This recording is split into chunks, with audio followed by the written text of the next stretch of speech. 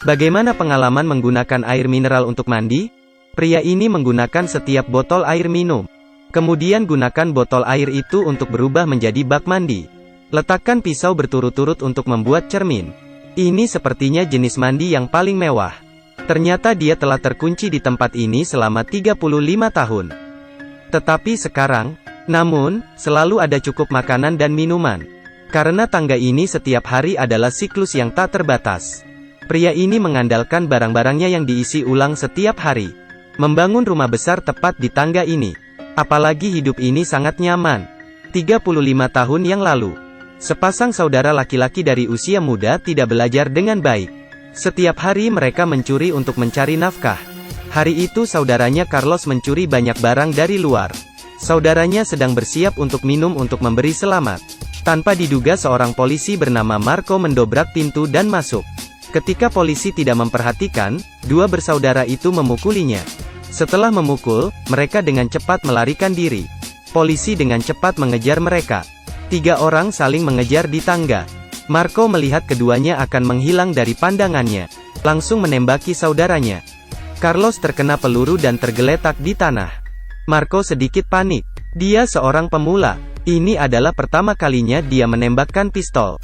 Selanjutnya, ada suara keras di lantai atas. Marco dengan panik. Saudaranya Oliver memandang saudaranya yang terluka. Ingin berdiri dan mempertaruhkan nyawanya bersama Marco. Tapi mereka adalah polisi, dengan senjata di tangan mereka. Oliver bukan saingan Marco. Serangan balik gagal. Harus membantu saudaranya turun. Sekarang pergi ke rumah sakit adalah yang paling penting. 3 orang mengalami kesulitan untuk naik ke lantai pertama. Tapi tiba-tiba pintu di lantai pertama terkunci rapat. Mereka tidak punya pilihan selain terus turun. Tapi itu aneh. Di bawah lantai pertama adalah lantai 9. Ketiga orang itu tidak bisa mempercayai mata mereka. Jadi mereka pergi ke pegangan tangga untuk melihat. Mereka melihat ke bawah hanya untuk menemukan jurang maut. Mengangkat kepala mereka dan melihat ke atas, mereka tidak bisa melihat bagian atas. Marco tidak percaya pada hantu. Memutuskan untuk pergi melihat sendiri. Dia pergi dari lantai 9 ke lantai 1.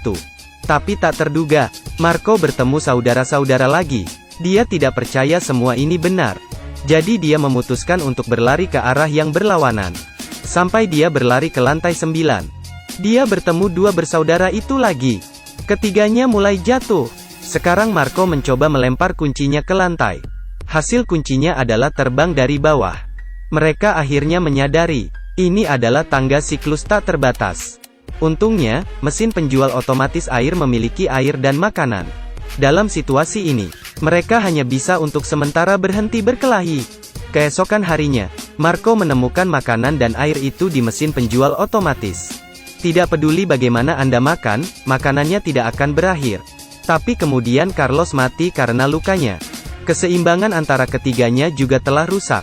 Oliver mengambil waktu sejenak ketika Marco tidak memperhatikan, merampok pistol, dan mengarahkan pistol padanya. Adegan berubah. Ini adalah cerita berbeda. Keluarga Daniel bepergian dengan mobil. Roberto adalah ayah tiri dan saudara perempuannya Camila. Ketika mereka berhenti untuk mengisi bahan bakar dan beristirahat. Karena dia adalah ayah tirinya, jadi Roberto menginginkan hubungan yang lebih baik dengan Camila. Dia memberi gadis itu jus buah untuk diminum. Tapi tak disangka tindakan itu lagi-lagi menyebabkan Camila asma. Mereka membawa obat-obatan, tapi itu dihancurkan oleh kecerobohan Roberto. Dalam situasi yang mendesak ini, mereka harus kembali pulang dan beli obat. Mobil baru belum lama hilang. Mereka juga mendengar ledakan keras. Dan mimpi buruk telah resmi dimulai. Seperti situasi tangga, jalan ini juga tak berujung. Tidak peduli bagaimana mereka mengemudi, ini adalah siklus yang tak terbatas. Mereka selalu pergi ke pom bensin yang sama lagi. Rambu yang sama, bahkan tidak di jalan utama. Mereka berlari menaiki tangga. Roberto masih kembali ke tempat yang sama. Jadi 2 ruang ini, apakah mereka berhubungan satu sama lain? Di sisi lain, tangga melewati 35 tahun. Tempat ini penuh dengan botol dan sampah. Marco makan dan sekarat setiap hari. Menjadi pria kurus.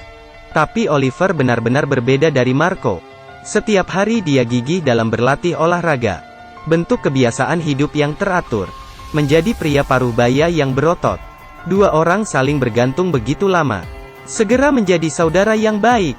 Beberapa tahun ini, Oliver tahu aturan bahwa selalu ada barang baru di mesin penjual otomatis setiap hari.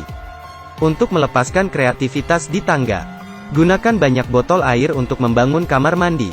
Gunakan pisau untuk membentuk cermin. Ikat sikat gigi bersama-sama untuk membuat sisir. Setiap hari pemutar MP3 memiliki musik baru. Jadi setiap hari dia mendengarkan musik dan berolahraga. Hidupnya punya aturannya sendiri. Tentu saja Marco juga memiliki hobinya sendiri. Itu menggambar orang yang dicintai dalam imajinasinya di dinding. Tapi sekarang Marco menderita Alzheimer. Bahkan tidak ingat namanya. Tapi situasi di jalan lain adalah sama. Camila mengalami serangan asma tahun itu meninggal. Roberto dan istrinya selalu cemas. Jadi selalu ada gangguan mental. Setiap hari makan dan minum untuk mengubur kesedihan mereka. Pom bensin telah berubah menjadi tumpukan sampah. Keduanya seperti mayat tanpa jiwa. Dan Daniel tidak tinggal bersama mereka. Dia tinggal sendirian di luar. Memulai kehidupan liarnya. Dia menggunakan pakaian berulang setiap hari untuk membentuk gubuk. Dia menggunakan kotak itu untuk memasak kaktus. Apalagi setiap hari dia berlatih mendaki gunung. Makan makanan sehat. Berharap suatu hari dia bisa keluar dari tempat ini. Sama seperti itu 35 tahun berlalu. Hidup masih seperti ini.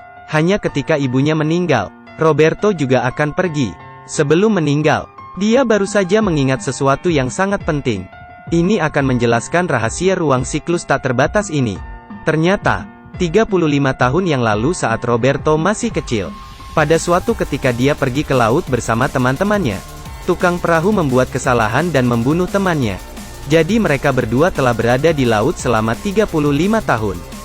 Bahkan tidak dekat ke pantai. Sampai sebelum tukang perahu meninggal. Dia ingat semuanya, 35 tahun yang lalu. Beginilah cara dia masuk ke situasi yang sama di kereta. Selain itu, dia memberitahu Roberto, jangan masuk ke mobil merah. Karena saat itulah tukang perahu berada di kereta. Seseorang juga memberitahunya, jangan naik perahu. Tapi mereka semua mengabaikannya. Akibatnya, Roberto benar-benar dikurung di sini sekarang. Ini adalah kutukan yang sangat menakutkan. Sampai kamu mati kamu bisa mengingat semuanya. Akhirnya, Roberto memberitahu Daniel, bukan untuk masuk ke mobil polisi. Jika tidak, Anda juga akan dihantui oleh kutukan ini. Setelah mengatakan itu, dia mengeluarkan sebuah buku merah. Kemudian mengambil nafas terakhirnya. Daniel membaca tetapi tidak mengerti arti dari buku itu. Kemudian dia mengubur Roberto. Daniel berjalan sendirian di jalan. Tiba-tiba, dia benar-benar melihat mobil polisi. Daniel berlari ke sisi mobil polisi. Saat hendak membuka pintu mobil, dia ingat apa yang dikatakan Roberto kepadanya. Cepat kembali, lanjutkan hidup seperti sebelumnya. Tapi dia masih tidak tahan dengan kesepian. Hari itu dia membawa pergi hewan peliharaan. Kemudian membakar tenda yang telah dia tinggali selama 35 tahun. Selesai semuanya, dia mengambil langkah mantap menuju mobil polisi. Menggunakan seluruh keberaniannya untuk membuka pintu mobil. Saat dia membuka pintu mobil, dia kehilangan ingatannya. Seperti terpesona, setelah masuk ke mobil, dia mengikuti instruksi di buku. Menggunting rambutnya, mencukur jenggotnya. Dia juga memiliki identitas baru. Seorang polisi. Saat ini ada misi di benaknya. 2 pencuri telah ditemukan. Dia harus menangkap mereka. Kita semua tahu apa yang terjadi selanjutnya. Dia dikurung di tangga selama 35 tahun lagi. Marco juga akan mati sekarang. He suddenly recall what happened years ago on that street. Ternyata dia bukan polisi. Itu adalah Daniel. Dia memanggil Oliver ke sisinya. Beritahu Oliver apa yang dia alami. Katakan pada Oliver untuk tidak memasuki lift. Jika tidak, dia akan dikutuk lagi. Dengan siklus 35 tahun. Setelah mengatakan itu, Marco menutup matanya dan meninggal. Oliver turun dan memang melihat lift. Pada saat ini dia pikir dia sedang berhalusinasi. Oliver ingin menekan, tetapi tidak berani menekan. Dia sangat tertekan di tangga. Tapi setelah memikirkan tentang hidup dan mati, Oliver masih memilih keluar untuk melihat dunia. Setelah masuk lift, dia juga kehilangan ingatannya. Status Oliver saat ini adalah sebagai petugas lift. Pada saat ini pengantin baru masuk. Mereka berhenti di lantai 13 dan keluar dari lift. Oliver awalnya bermaksud membantu pengantin pria mengeluarkan tasnya. Tapi dia seperti kesurupan. sengaja melemparkan tas itu ke tanah. Lalu ada lebah di lorong. Lebah menyengat pengantin pria yang alergi. Mereka ingin mengambil obat di dalam tas, tetapi mereka tahu obatnya dihancurkan oleh Oliver. Sekarang, ledakan keras muncul sekali lagi. Lorong lantai 13 berubah menjadi ruang tak terbatas. Ceritanya sepertinya berakhir di sini. Dan hal itu disebut ruang tak terbatas. Itu juga simpul di hati setiap orang. Ledakan keras di film ini adalah awal dari simpul. Sebenarnya, di luar ruang itu, mereka semua punya cerita yang berbeda. Daniel adalah polisi. Dia cenderung menggunakan kekerasan. Suatu hari, dia pulang kerja lebih awal. Dia mendapati dirinya diselingkuhi oleh tetangganya. Dia langsung menembaknya sampai mati. Setelah itu dia harus menghabiskan sisa hidupnya di penjara. Dan karena Roberto merusak inhaler. Setelah kembali ke rumah, dia bertengkar hebat dengan istrinya. Tidak lama kemudian, keduanya bercerai. Sejak itu, dia pingsan. Akhirnya mengakhiri hidupnya di kamar mandi. Oliver Carey. Jadi dia hanya bisa menjadi staf layanan. Namun suatu ketika karena kecerobohan, dompet pelanggan hilang. Dia kehilangan pekerjaannya. Sejak itu ia hidup miskin. Orang-orang selalu berjuang di masa mudanya. Sampai usia tertentu ada pasang surut. Kemudian mulailah menjalani tahun-tahun depresi. Dan melupakan diri mereka sendiri ketika mereka masih muda. Yang membutuhkan waktu yang sangat lama